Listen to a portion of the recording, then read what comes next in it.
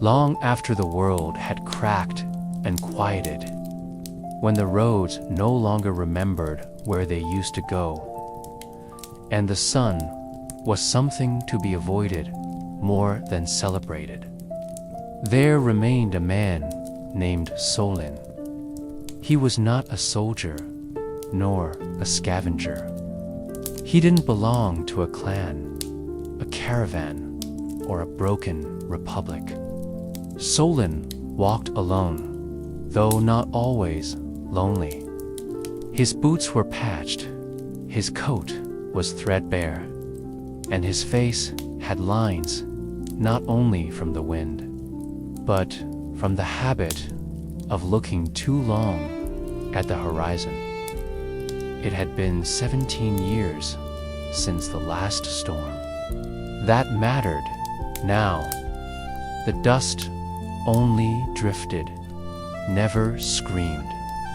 The wasteland was quiet in the way old things are. It had been through its grief. The cities had crumbled. The machines had stopped humming, but the wind still knew where to blow.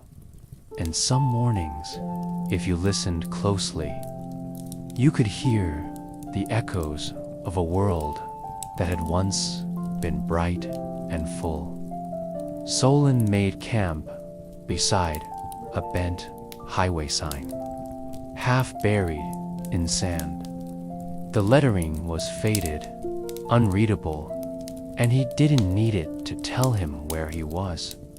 The sun dipped low behind a rusted fuel tanker, collapsed on its side, and the wind curled softly between the dunes, carrying the smell of rainless air and heat-cooled stone. He built a fire not because he was cold, but because he liked the sound.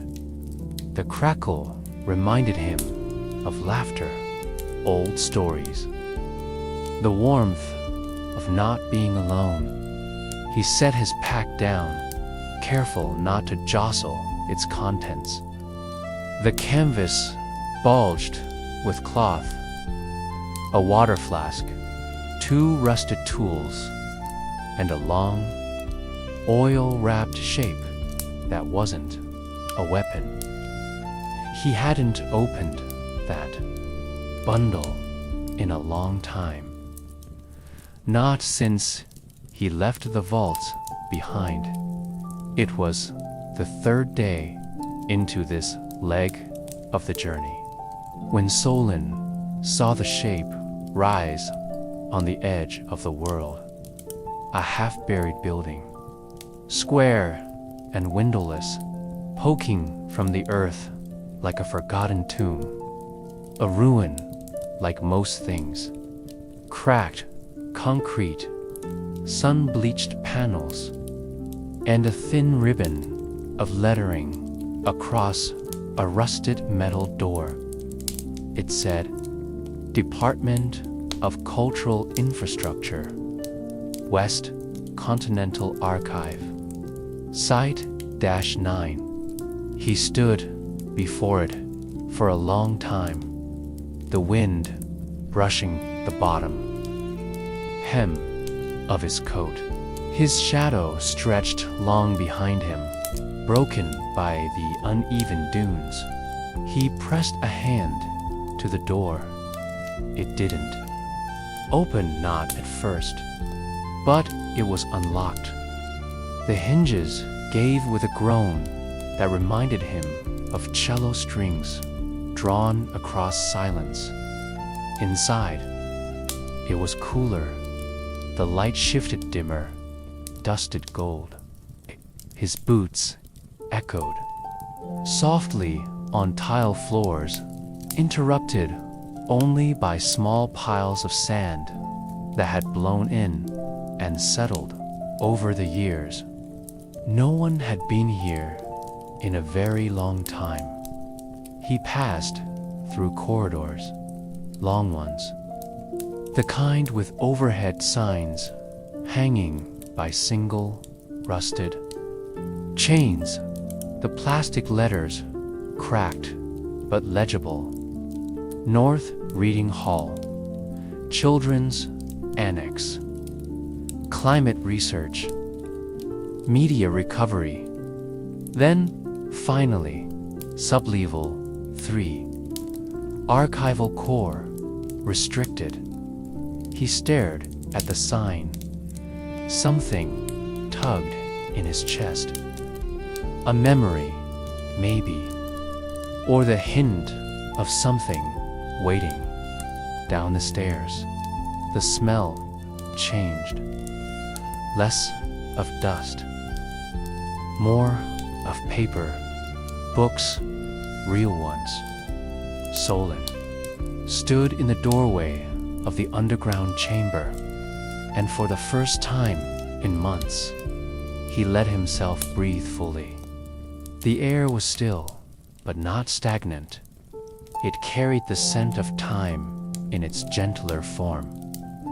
Leather bindings, worn ink, aged paper. It smelled like stories. He stepped inside. Shelves surrounded him, standing in patient rows. Some sagged, others leaned like old friends. A few had collapsed, their contents scattered across the floor in quiet surrender. But most had held on. He ran his fingers along a spine. The book was unmarked, save for a symbol etched in gold. A tree with open eyes. He pulled it down and opened it. The pages whispered, they always did. His eyes moved over lines of poetry, taut membered forms. The words weren't about survival, not about wars or weapons. They were about morning light on river stones, the taste of honey with mint, the sound of wind through reeds when no one else is listening. He smiled, and then he cried, quietly, the way someone cries when something once thought lost has been returned. That night, he lit a fire in the center of the reading hall, a real fire. Wood from a broken table, a few torn scraps from ruined index drawers. It burned slowly, cleanly. The glow spread across the shelves, casting long shadows against the far wall. He sat with his back to a pillar, coat wrapped around his legs. The journal rested in his lap, open, waiting. He began to read aloud. His voice was soft, dry at first, then warmer. And when the wind no longer sang of sorrow, the roots began to breathe again. He wasn't reading for anyone else, just the shelves, the dust, and maybe himself. Every so often, he paused, and the silence after his voice was so complete that it seemed to listen back. It was the fourth night when he heard the footsteps. Not loud, not hostile, just soft shuffling coming from the children's annex. Solon stood, heart steady. He didn't reach for a weapon. He didn't need one. He called out, gently, "Are you lost?" No answer. Just a pause in the footfalls. Then a voice. Young, female. "You're not supposed to be here." He smiled. "Neither are you." A girl stepped from the shadowed row, between shelves. She couldn't have been more than 16. Dust-covered coat, boots patched like his, a satchel slung across one shoulder, stuffed with wires and salvaged parts. Her eyes narrowed, but not with anger, with curiosity. "You're reading," she said. "Yes," out loud. "Yes." She looked at the fire, then the shelves, then sat down on the opposite side of the flame. "Do it again," she said. He opened the book. "Read." The fire crackled.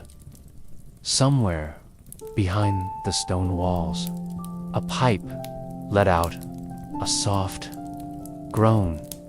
She listened, chin tucked in her hands, eyes half closed. He didn't ask her name that night. Some names come only after trust, and trust, like soil, takes time to settle. They didn't speak much the next day. The girl rose early, moving through the outer halls with the quiet skill of someone used to navigating ruins. Her footfalls were light. Her satchel jingled softly with bits of scrap and wire. Glimpses of her kneeling beside broken consoles, touching data ports with her fingertips like they were pulse points. She wasn't there to loot. She was listening at mid-morning. She returned to the central hall where the fire had burned down to soft coals. Solon was paging through a thick, leather-bound volume of field notes on pre-collapse ecosystems. She sat down across from him, pulled a bundle of cloth from her bag, and unwrapped a piece of dried root and grain-simple rations. She broke it in two and held out half. He took it without a word. They ate in the hush of the archive, the sounds of chewing and wind beyond the stone, the only things between them. "I didn't think anything like this still existed," she said finally. "Most don't." "You've seen others," Solon nodded. "A few.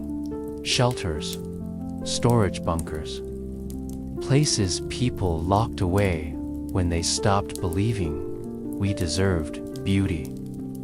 She looked around at the books, the old posters hanging in tatters, the signs marked with faded categories. "You think this is beauty? I think it's memory, and memory is always beautiful, even when it hurts." The girl didn't respond, but she leaned back against the shelf behind her, eyes trailing the spines of books like someone scanning the sky for constellations. Later, that day, she began helping, not out of obligation, but instinct. She righted fallen chairs, dusted off crumbling catalog boxes, gently stacked paper that had long ago given up holding its shape.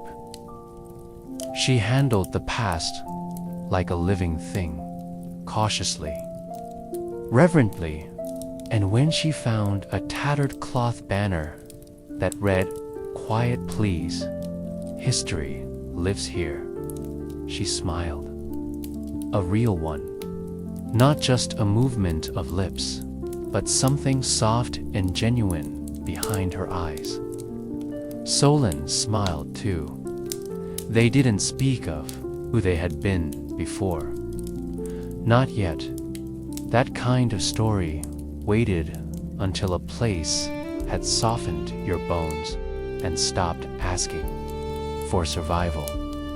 At night, they sat by the fire again. Solon read aloud. This time, from an old diary someone had left behind in the research wing. The writer had lived above ground, near what was once a river. They had documented their gardenage, season each mistake. The way strawberries refused to grow beside onions.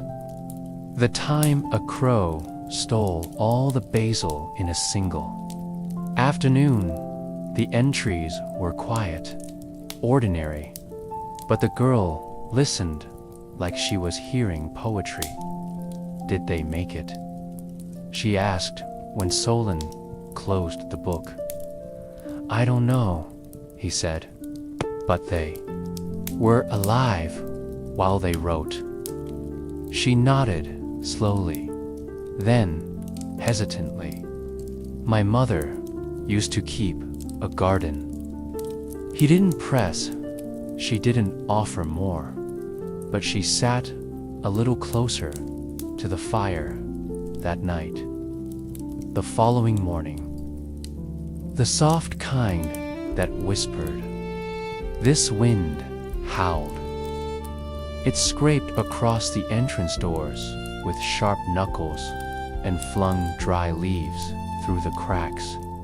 Dust coated the floor near the stairwell. Something groaned in the walls, deep and structural. They moved their sleeping mats into a corner away from the open corridor.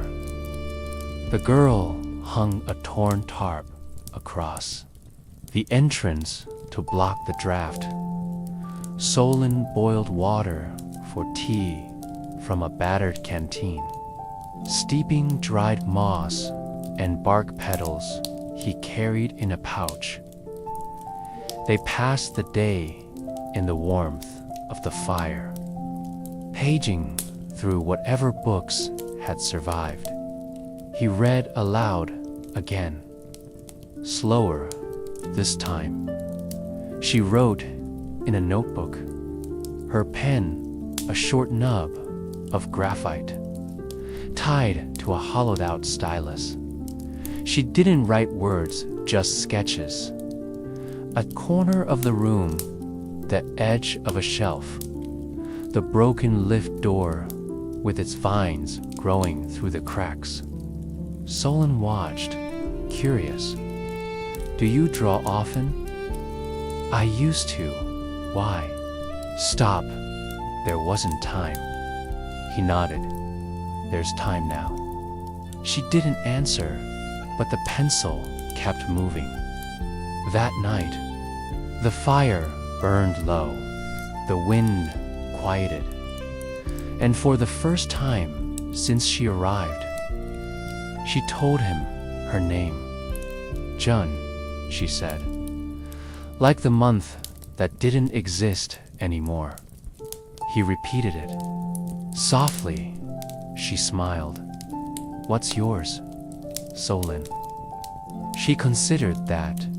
It sounds made up. It is, she nodded, satisfied, then turned to sleep. No dreams disturbed them that night. Only the sound of the building breathing. The days became soft, round, dash-edged. Jun cleared one entire aisle of debris and began sorting books by color, then by topic. Solon tried to repair the old lighting grid. Most circuits were fried, but one corner flickered to life with a soft glow that reminded him of dusk on the inland plains. They didn't speak of leaving. They didn't need to. The world outside still waited, yes, but it didn't demand. Inside, the quiet offered them something rarer than safety. It offered permission to rest, to feel, to remember. John spent hours reading a single book of folk tales. She read slowly, mouthing the words, sometimes stopping to ask what one meant. Solon explained gently, offering no judgment for what she didn't know. One evening, she handed him a folded square of paper. He opened it. Inside was a charcoal sketch of the firelight reflecting on his hands as he held the book. She had drawn it from memory. "It's not finished," she said. "It's perfect." He replied. Her smile was the only answer he needed. One afternoon, Solon woke from a nap to find John sitting by the archive's terminal bank, tapping the keys of a shattered console. Lines of green code blinked across the dark screen. He rose slowly, stepping beside her. "You got it running." "Sort of," she said. "The local archive files are corrupted, but I found something in the external backup. Audio logs." He raised an eyebrow. She tapped the key again. The console beeped softly. Ah, moment passed. Then a voice, .female.com, gentle with authority. "This is Archive Director Rima Lin, speaking from Site 9. Day 10. Year 2215. We have successfully transitioned into long-term preservation mode." John looked up at him. He nodded. "Keep going." She clicked again. "We lost contact with 3 outposts last week.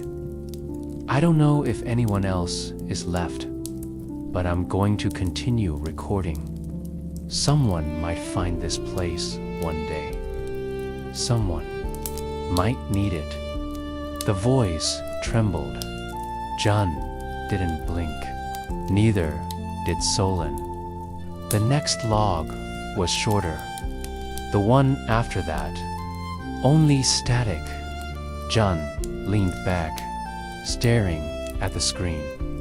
She kept recording, even after she knew no one was listening.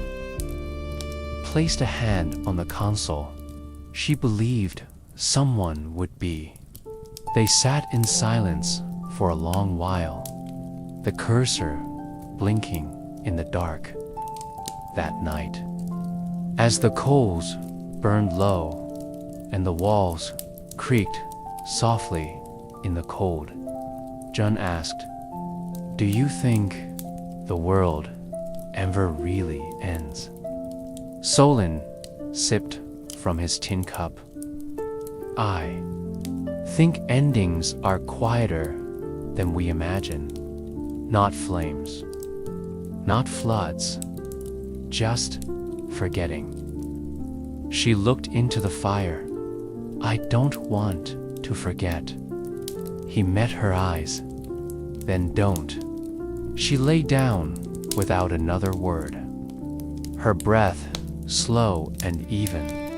Solon turned back to the book he'd been reading. He didn't finish the chapter.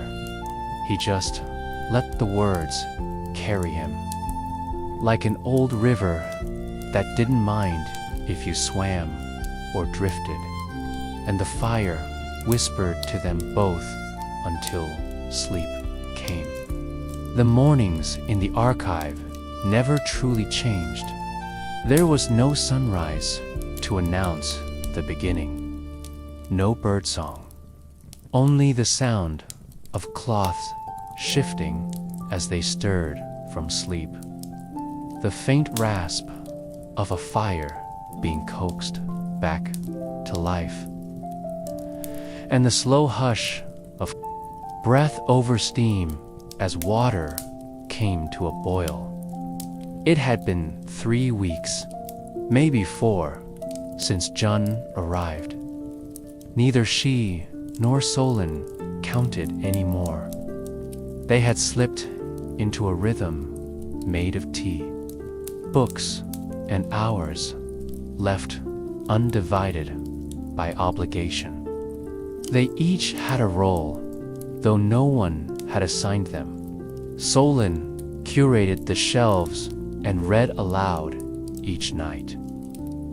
Jun mapped the surviving electrical grid, cleaned the air vents, and reactivated one corner of the archive's soft lighting system.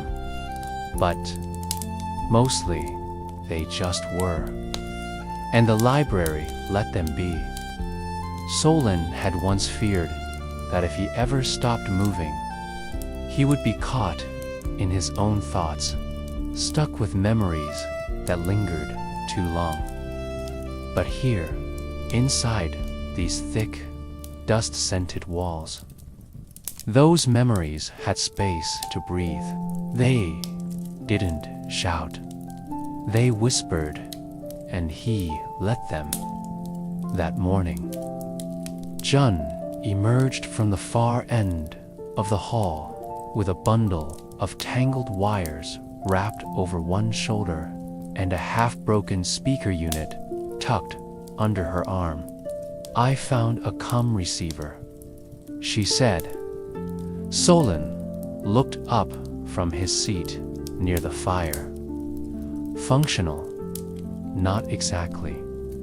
But I think I can get it to play back shortwave bursts."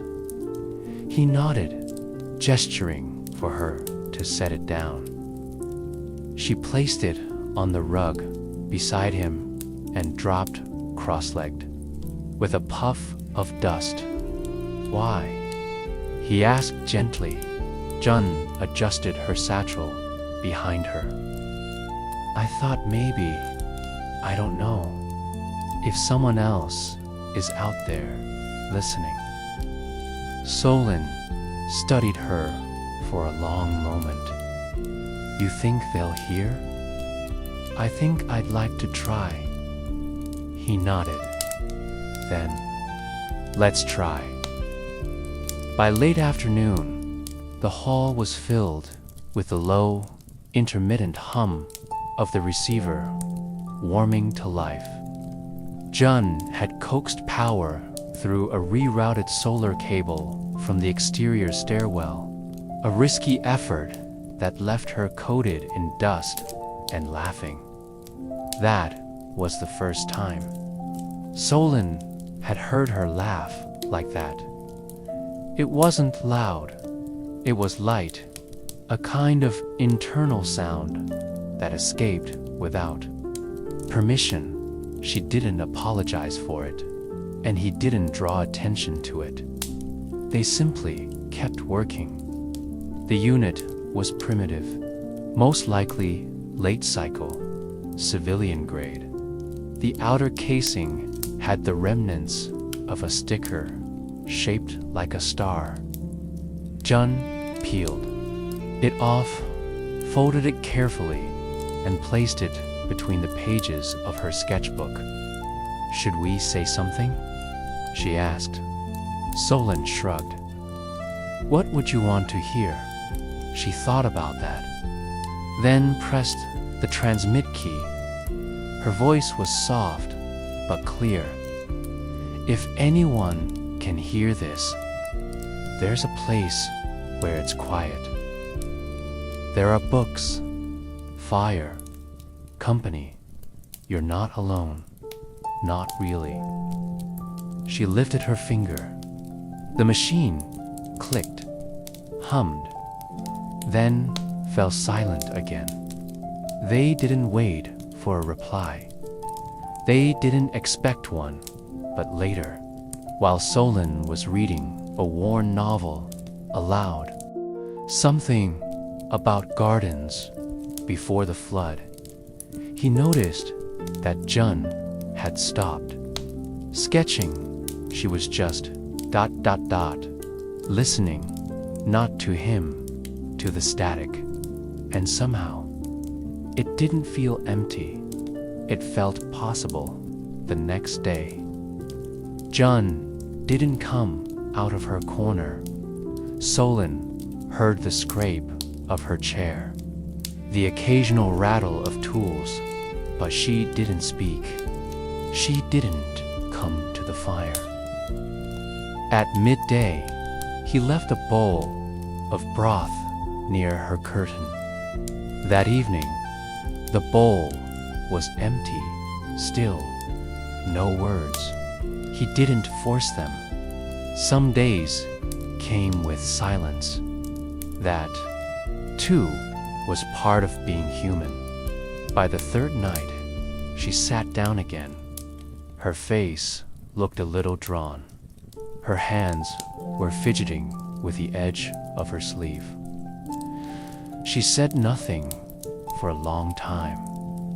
Then, my brother died in the first year. Solon didn't move. He was older, loud, knew how to fix everything. Used to braid my hair when we camped under the bridge near Terran Crossing. She rubbed her thumb over a spot on her wrist. He took a bullet for someone else, a stranger. I watched it happen. The fire popped softly, and all I could think was, he wasn't even supposed to be there. We had supplies, we had cover, but he ran out. Her voice trembled, but didn't break. I hated him for it. Now, her breath hitched. I still do. A little. Solon leaned forward, carefully placing his book aside. I think grief and anger are neighbors, he said. Jun swallowed. I don't even know if that person, the one he saved, made it. Solon nodded. Maybe. They did. Maybe not. But you made it. She looked up at him, not for approval, for grounding. And now you're here, he added. And here matters. Jun didn't reply, but she leaned back, closing her eyes, and slept there by the fire. As Solon read the next chapter aloud, days passed. The wind outside softened again. Sunlight found its way into the lower hall, casting slanted rays through a fractured skylight, long covered in ash. Jun climbed a ladder to clear the glass, wiping it clean until the light shone warm across a section of untouched carpet. She sat in the sunbeam that morning, hugging her knees. Solon didn't disturb her. He just placed a book beside her on the floor, one she hadn't seen yet.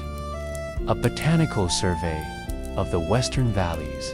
Inside, sketches of plants, water patterns, forest density, models. Someone had once cataloged the whole region like it was sacred. Jun traced the inked outlines with her finger. Do you think these places still exist? Solon thought for a long time before answering. Maybe not as they were, but roots go deeper than buildings. She turned the page. Would you go look? He smiled. I think I already am. That night, they added more to the transmission. Jun read a poem, something she'd written in the margins of a notebook. It was about a tree growing in a place no one ever looked, and how it bloomed anyway. One morning, weeks later, the static changed. It was faint, a shift in tone, a rhythm different from white noise. Jun sat bolt upright beside the transmitter, pressing her ear close. Solon joined her, silent, a crackle, then a whisper, too soft to hear. But it was a voice. Real. Jun stared at the console as if it might bloom. They replayed it 10 times. The words were almost impossible to make out, but in the background, there was a sound unmistakable. Laughter. A child's laughter. Jun covered her mouth. Solon placed a hand gently on her shoulder. She didn't cry, she didn't speak, but she smiled. The kind of smile that holds everything: sorrow, hope, disbelief in one fragile exhale. They recorded another message that day. Together, not because they knew who would hear, but because someone might.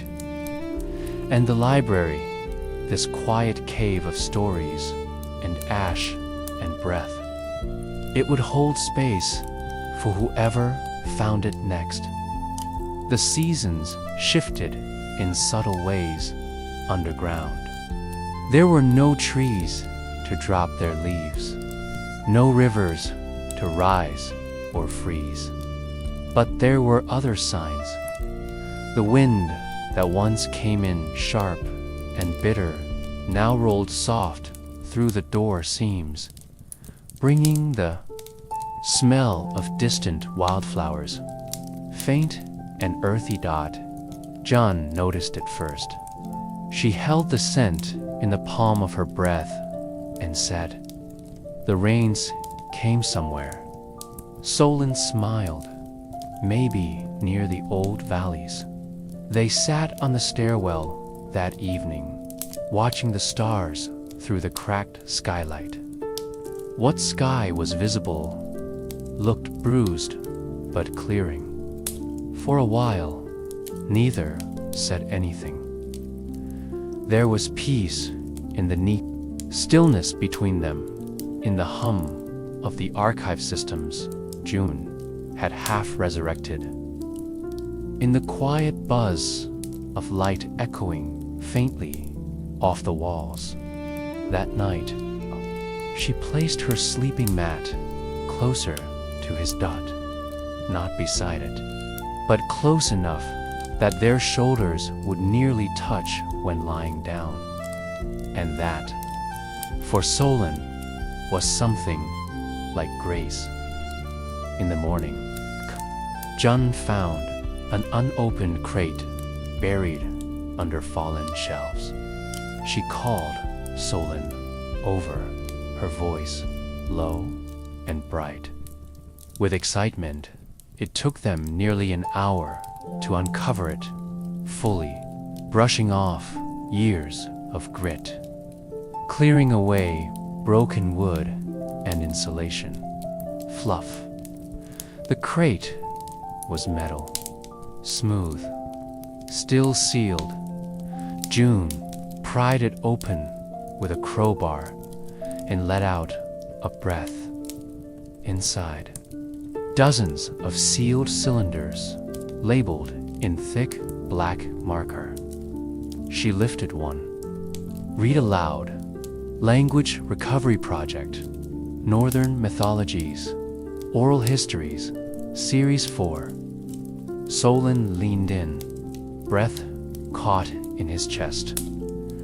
They opened the first cylinder carefully. Inside, a long audio tape and a printed transcript. yellowed, but legible. Solon sat cross-legged and unrolled the sheet across his lap. Jun threaded the tape into the dusty playback console she'd restored 2 weeks prior. And with a little coaxing, it came to life. A voice filled the hall, old, rough, but not unkind. A woman speaking with the rhythm of someone who had told stories by firelight her whole life. There was a boy born of wolves and wind. ... Solon closed his eyes. Jun sat with her legs crossed, face resting on one palm, listening like a child. For nearly an hour, they didn't move. When it ended, the silence returned so completely that the fire crackled in surprise. Jun whispered, "Let's do another." They listened to 3 more that day. The world outside may have moved on, but in that room, time curled inward, warm and golden.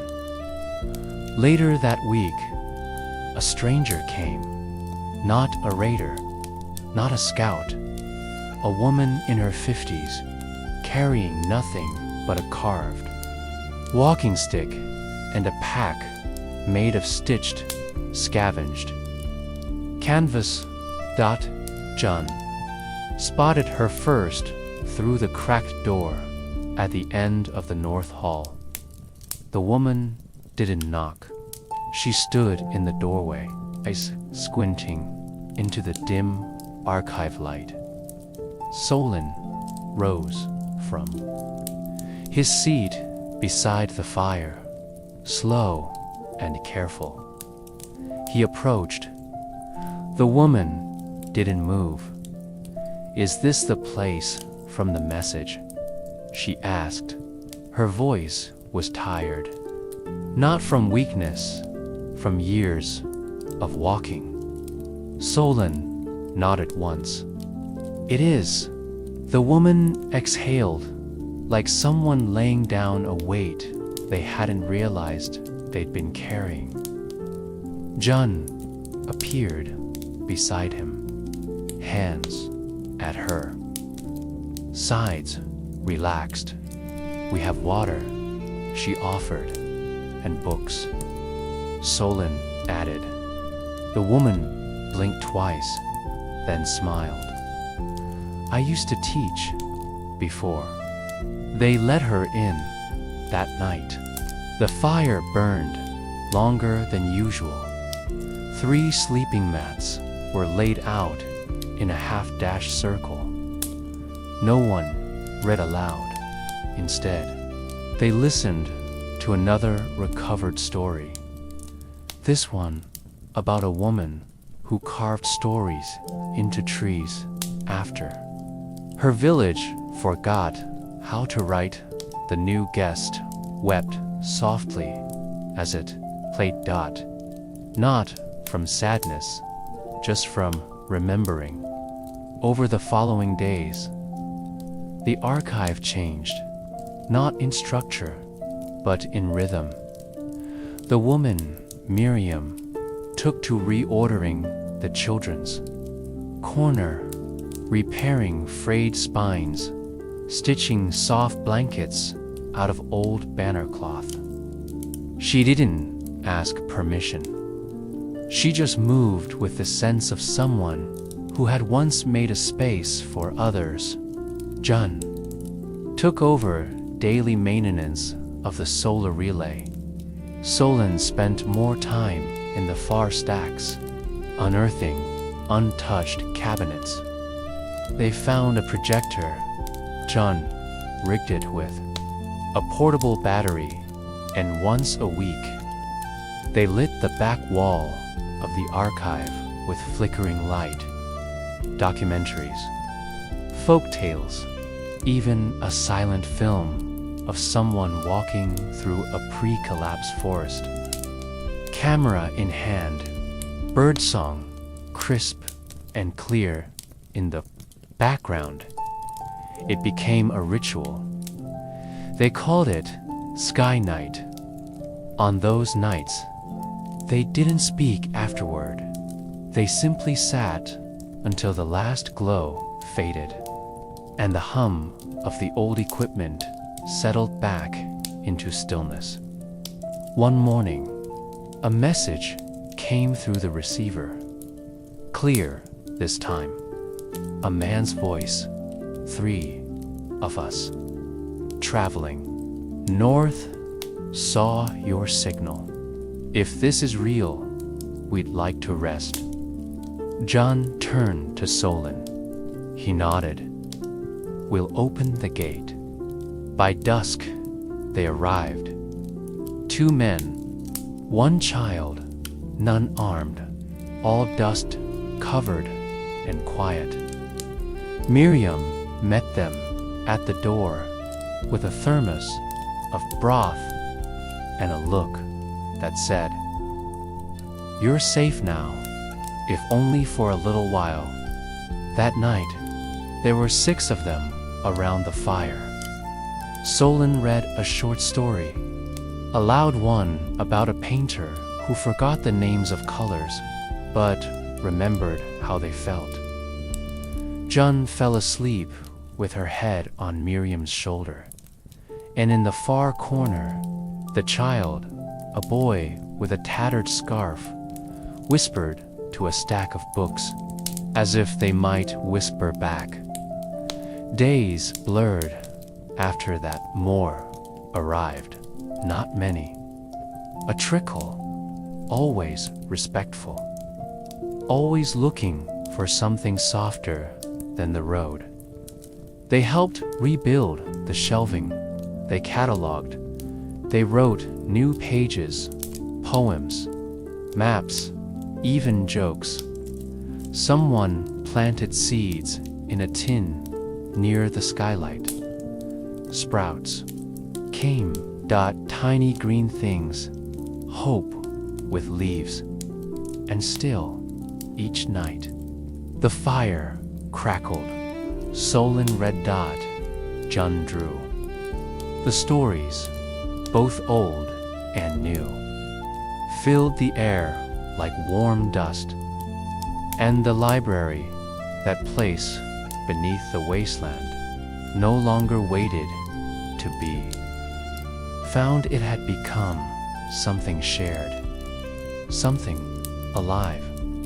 The library no longer felt like a ruin. It breathed. The air still carried dust, yes, but it was the dust of motion, of pages turned, of feet passing softly through quiet aisles. The smell of old paper was now mixed with the scent of boiling herbs, dried grain, and the faint perfume of juniper from a candle someone had found and lit near the west wing. They didn't talk about staying or going, they just remained. The archive had become something more than shelter. It had become rooted. A place to pause without fear of being forgotten. Solon spent mornings in the furthest stacks, reorganizing volumes by feeling rather than order. He said certain books seemed to want to sit beside each other. No one argued. Jun began teaching the child, Milo, to sketch. His first drawing was of a fire. His second was of Chun's hands. He asked once if they would ever leave. Jun looked at Solon, then at the growing sprouts in the tin by the skylight. "No," she said. "This is where things begin again." And Milo believed her. He never asked again. One late afternoon, Solon walked alone to the surface. It had been weeks since he'd gone up, and the wind greeted him like a familiar voice. Softer now, it no longer stung his eyes. The world outside had changed, not in great, dramatic strokes, but in quiet ones. Patches of green lined the distant hills. Wildflowers poked through the cracked road seams. The sky, once a chalky, toxic blur, now bore the shape of clouds. He sat on a flat rock and breathed below. Key knew the others were reading, sketching, mending boots, laughing. A thought came to him, gentle, not urgent. You can stop wandering now. He closed his eyes and let the warmth of the sun press against his back. And for the first time in years, Solon felt the absence of restlessness. It was not a hollow. It was a home. In the weeks that followed, more old equipment came back online. Jun activated a light grid in the north wing. Miriam restored a typewriter and began compiling a new journal. The archive lives. Solon worked quietly to install a handmade bell at the entrance. Not an alarm, just a way to greet new arrivals. It rang 6 times over the next month. Each time, someone came through the door with dust on their boots and disbelief in their eyes. Each time, they were met not with questions, but with tea, blankets, space. No one asked what they had lost, only what they might love again. The nights remained sacred, the fire, the books, the voices echoing from ancient recordings, and sometimes, just sometimes, the sound of someone crying softly in the dark dot. No one interrupted those tears. The walls of the archive had learned long ago that grief was just another kind of memory, and it, too, deserved space to breathe. One evening, Milo asked Jun why the world had broken. She sat with him under the projection screen, knees drawn close, her sketch pad resting beside her. She thought for a long time, because too many people forgot to listen to each other.